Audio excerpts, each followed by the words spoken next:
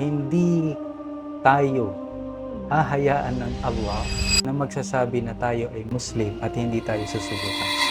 Panghawakan natin yung lubid ng Allah at magtiwala tayo sa Kanya at magkaroon tayo ng tamang takot.